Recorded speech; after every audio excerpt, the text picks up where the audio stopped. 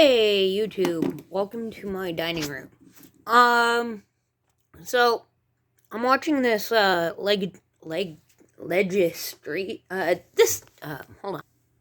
I'm watching this on YouTube right now. The Emergency Act Commissioners hearing live. Big shout out to Real Vibes Only. This is his video, his live stream. And right now they're talking about the unlawfulness of the convoy. So let's play this first. Whoops.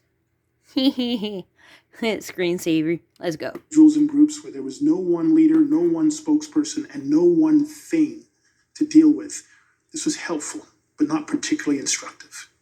Now, by the 27th of January, am I correct? And I believe this evidence came from Superintendent Abrams, that the OPS was expecting somewhere in the range of 3,000 trucks to come to Ottawa downtown. I recall seeing that number presented by Inspector Lucas. Right. So with that in mind, if we go to page 4 of the same opinion, we scroll down to page 4, please. Sorry, with your indulgence, Commissioner, with your indulgence, I do want to be clear, though. What was listed in those 5 points materially happened on the Saturday, the 29th. Mm-hmm. Those, I think Deputy Bell gave excellent evidence on his own. I won't repeat his testimony. But what we saw in terms of a violation of our community's rights, our business community's rights, the level of unlawfulness and assaultiveness in the broadest sense of that term, including the literal sense of that term, was not what we expected and was overwhelming, not just for the Ottawa Police Service, most importantly, it was overwhelming for those communities that were most directly impacted by those events that weekend and every other day after that. So this was helpful because it to some degree anticipated that there would be competing charter rights, there would be significant mobility challenges, there would be an impact on our emergency services in the ways that they were described theoretically on the page. Mm-hmm. So there was usefulness in this exercise.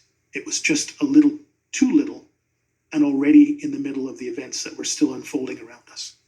I guess my next question, after I take you to the passage I want you to have a chance to consider, is what it would be reasonable to anticipate in light of this guidance from the lawyer.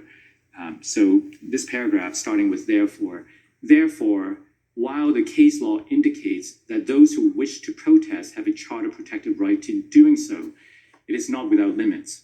These limits, as the courts have recognized, prevent threats of violence, acts of violence, and unlawful conduct. Moreover, these limits also prevent demonstrators from obstructing travel on roadways.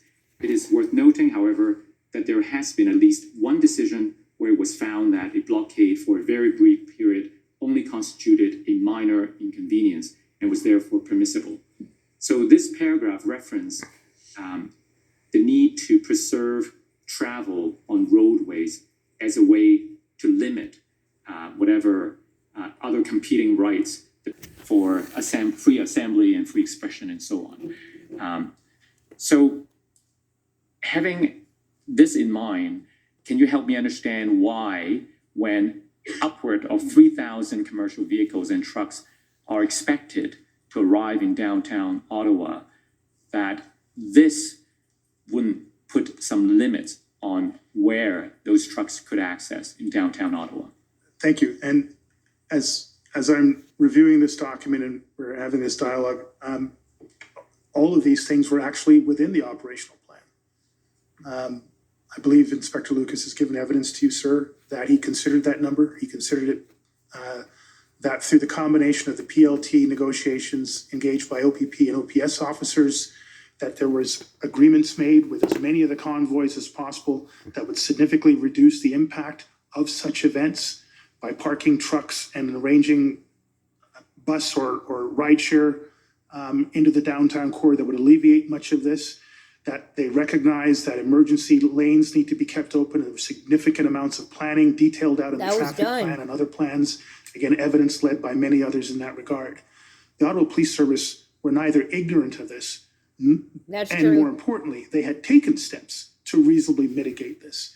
based significantly on the intelligence and information available, and as we've heard by other OPS members, including Inspector Lucas, Deputy Chief Bell, based on the previous experience that they had with similar types of events in a reasonable, similar time frame.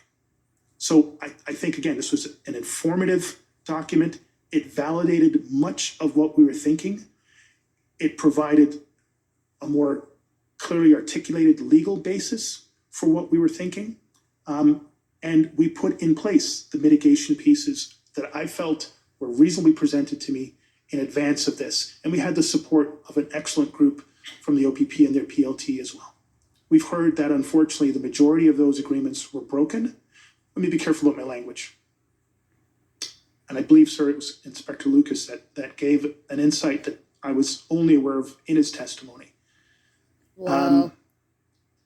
I believe it was the Windsor convoy that arrived first and largest into the city and occupied the majority of the red zone area along the parliamentary district. Once that happened, the convoys, again, I'm relying on Inspector Lucas's testimony. If I get any of this wrong, I will walk that back. But once that happened, Inspector Lucas described something, I think he called it like a chaotic scramble of convoys breaking off and going anywhere. The traffic plan collapsed. The extra resources held in reserve had to be immediately actioned to try to get the agreements that were in place to get the trucks to the designated parking zones. None of that was accomplished in the morning of, and I guess the early afternoon of the Saturday the 29th. The Windsor group had claimed, for the most part, Wellington Street in the parliamentary district, and everybody else wanted to get as close to that as possible. I shouldn't say everybody else. A lot of other participants, for almost the full duration of that event, tried to get to that most prized and prolific public place. And that was another complicating factor on our operations, our traffic plans, our PLT operations, even our POU operations. So I think we had an informative legal opinion sought at a reasonably early opportunity, received literally in the middle of the event, certainly within less than 24 hours. Stop me if I'm going on too much, sir, but my last point in this, and it's a what if, and I don't want to engage in too much conjecture, but other witnesses have provided this what if. I believe Deputy Chief Bell talked about this. Assuming that, Commissioner, that we decided to lock down the city, close off all the interprovincial bridges and the off-ramps from the 416 and 417 highways, we would have needed, in Deputy Chief Bell's estimation, 2,000 officers. I think it would have actually been more. Even if that was our wish, even if that was the clearest conclusion that came from any of the Hendon reports or any other combination of intelligence or legal opinions, on the 28th of January, we were not going to get 2,000 extra officers into the city and deployed on a plan that could execute and implement anything that relates to this. Now, you pointed out that this became the reality as of the 28th. It materialized, in your word. On the 29th, sir, sorry. Oh, no, the 29th. But isn't it fair to ask that by the 27th, when OPS knew that 3,000 vehicles were coming to Ottawa, and much of the online messaging suggests that the protesters had an intent to stay for as long as the mandates were not lifted, why isn't it predictable? And why shouldn't the OPS be acting on this advice to take active steps to mitigate access to the downtown core? Two things. First of all, we did take active steps. Roads were closed. We've heard repeated testimony from OPS and OPP senior officers that there were efforts to manage the convoys en route in on the King's highways, a new term. I'm so used to the Queen's highways, but the King's highways. And so there were mitigation efforts. Second thing, and it does relate to the first, the biggest mitigation effort was the work of the excellent PLT teams from the OPP, which is best-in-class PLT program in the country. I hope I haven't disrespected my RCMP colleagues, but that's a humble opinion. Take it for what it's worth. They have an excellent PLT program, but our PLT was engaged. I believe from Commissioner Carrique's evidence, or it might have been Commissioner Abrams' evidence, engaged as the Western convoys crossed Manitoba, and they were engaged with all the other convoys. So PLT had negotiated in good faith and it received good faith agreements, small a agreements, because I don't think it's a contract, that the 3,000 trucks would be mitigated substantially by their willingness to move those trucks into pre-designated areas and carpool, for lack of a better term, into the core. They had agreed not to block the emergency lanes. We had no indication, even on this date, that we were going to have the type of public display of unlawfulness, terrible term, and my English teacher will turn over a grave, assaultiveness in the broadest sense, sensory as well as physical, hate-related incidents that we saw materialize and metastasize on the 29th into the 30th and beyond. Let me ask you now, from your perspective, how did that weekend unfolded? Tell us about the events. Fast and furious. Right. In preparing for today, I read through some of my notes, and I think I shared with my counsel. I was reading the 9 o'clock briefing on the Saturday morning. Whether you find this as validation or not, Commissioner, but the 9 o'clock briefing that I received on the Saturday morning, the 29th, was still talking about a weekend event. It described we might have a tent city at the end of this. Tent city in the vernacular, meaning that we would have some 5, 6, 7, 8, maybe 20 tents somewhere in an NCR park, Confederation Park, and that we would need to remove it as we had in previous ways. And I'd seen that done during my tenure. There's a bit of a back and forth that I'm quoted in as saying, well, can we make sure that we have our ESU, which is our emergency services unit, down on the ground, and when anybody brings out a tent, can we, in a very smiling and polite way, ask them not to put their tent up so we have less work to do after the weekend? Substantive assessment. Traffic plan is working, So, PLT agreements are in place. my understanding convoys about- are arriving. My understanding about this whole situation, and yes, I've heard about the tent cities, and I've heard about the tents, and I've heard about the two places that Tent City was at. I worked with the guy who was involved with one of them cities, and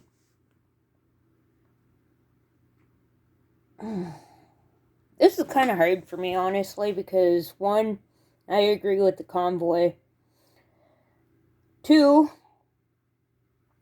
I 100% disagree with the way the police handled the situation at the end of it. I still say that it could have been handled 1,000 folds better. That was not the way to handle it. I was part of the first crew that was part of the police brutality. I did see the horse. The horse ran over the woman. I did see that. I have seen police officers get arrested for taking off their helmets and joining the protest. I've watched music videos about the convoy. I've seen it all. Pig roasts, bathtubs, fucking snow angels and snowmen, and you name it, I've seen it.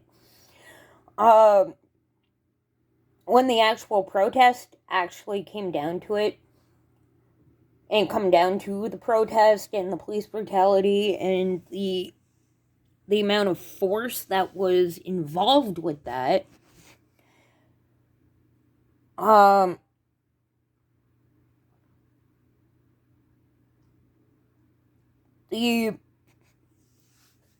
really got nothing to say. I really don't. Do I agree with it? No. Do I want to agree with the way they used force? No. Do I want to agree with the War Act, or Emergency Act, as True Slut puts it? The War Act of 1812 is what we were going off of. I'm going to call it for what it is the War Act. Really is. Truly, therefore, War Act. That's what its name is. That's what it's going to be called. That's what it's mainly used for. Police brutality. That's what it's used for. The government uses the War Act to put in place to take control of its citizens, put us back in our place, to basically demand that we're all pets. We're pets. No matter how you look at it, we're pets. You do what we say and nothing more. You go where we say, you do what we say. You don't pee until we tell you to. Basically is what the government's saying. And like they were saying in the last form that I showed you on the channel, we have a freedom of protesting.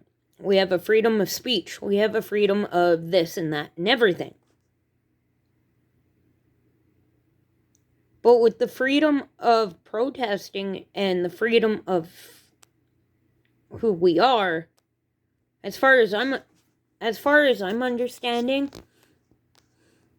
we were in our legal rights.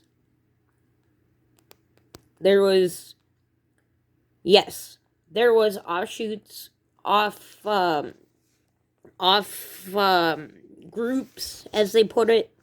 Yes, I've heard about the vandalism of the Terry Fox statue. I've heard people smashing in windows downtown. I even heard of the convoy, the truckers, going to the homeless shelter and eating there for free food. Honestly, I heard from a source, not going to name it, not going to name my sources, they gave food to the homeless shelters. One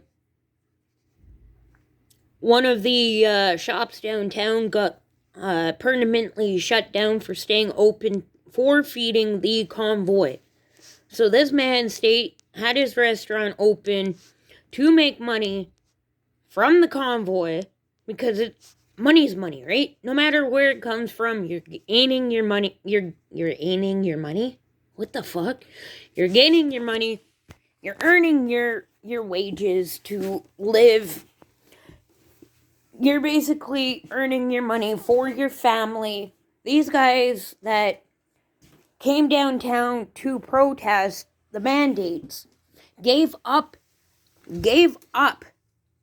physically, emotionally, mentally, gave up their paychecks, their family incomes, their wives' hair care supplies, their children's toys, their children's video game subscriptions. They gave up everything to come down to Ottawa to fight the mandates. So it's not only the police officers that had their heads stretched. It's not only the government that had their heads stretched. The protesters were full of stress, full of anxiety, full of fear.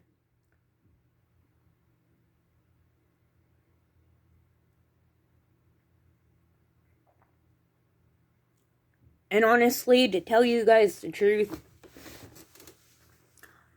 after this incident with the convoy, the way True Slut's handling our city, he's got to go. He handled it in the worst possible way, in the worst possible scenario. Yes, the city was ill-prepared for this. Very ill-prepared. We were not ready for this. No, I agree with that. We weren't ready for this. Were there informants informing the government about this? Hell yeah. Oh, heck yeah. Probably from the inside, from beginning to end. I could have met 5 or 6 of them. I don't know. But as far as I'm concerned, it shouldn't have happened. Shouldn't have happened. The War Act should have stayed the War Act and never been used. We are not in a war. We are not fighting for territory. We have enough of it. We have enough territory to feed the world's army. Honestly. We're not fighting for that. We were fighting for mandation. The mandation, sorry. Not for the mandate. We were fighting against the mandate. We were fighting the way the government handles this poopies.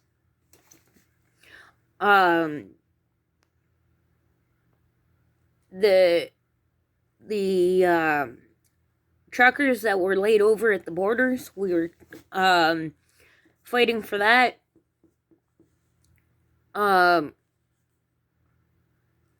Yeah, there was offshoot tents set up. There was money being gathered. Yeah, there was all that. We all know all this. People's bank accounts got blocked because of the GoFundMe accounts that they put money into. And it's funny, too. Speaking of that, the bank accounts that got shut down. Now remember this, folks. This is my opinion. This has no reflection on anything. I'm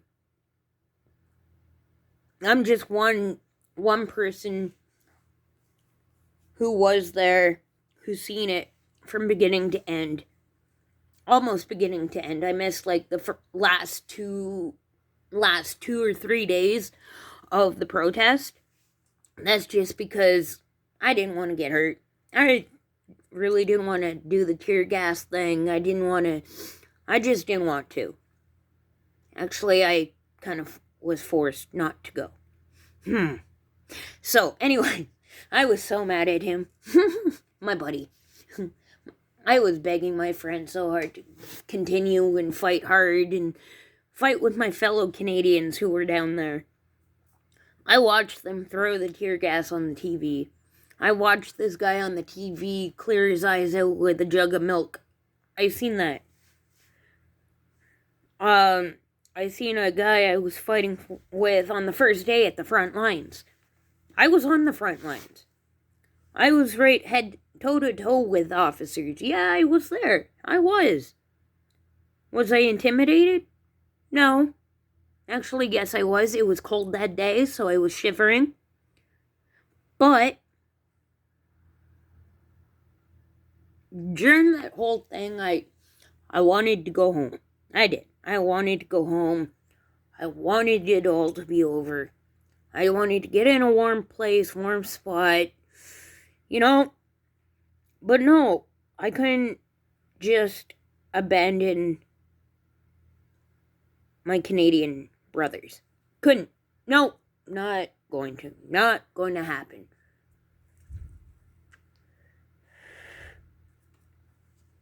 I did make friends there. I met new people, new personalities. It was a legit community within a community. I never felt safer. It was relaxing. Kids were playing in the middle of the street, ball hockey. I think I seen somebody kick around a soccer ball. I think somebody was throwing a football in one of the fields. There were people chit-chatting, and I had no idea who the heck they were. Never seen them in my life. Probably never will again. But in that moment, meeting those people, it truly did bring people together. It brought people together because of a common fight. It brought people together for a common goal. We may, at the end of the convoy, had different opinions, different thoughts, different everything from that was out of our norm. We all went out of our norm. We all did. We all got into a very uncomfortable spot. I agree with all of that.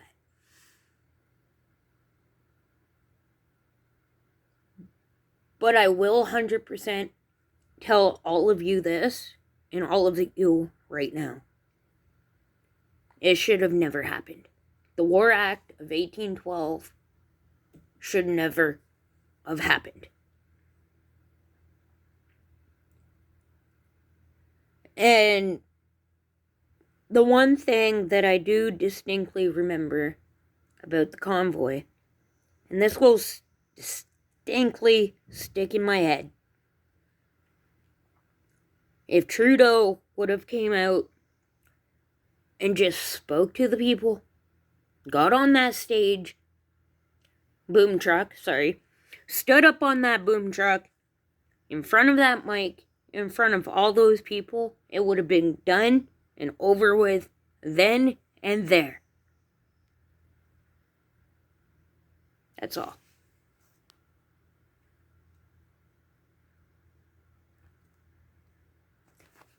Okay, this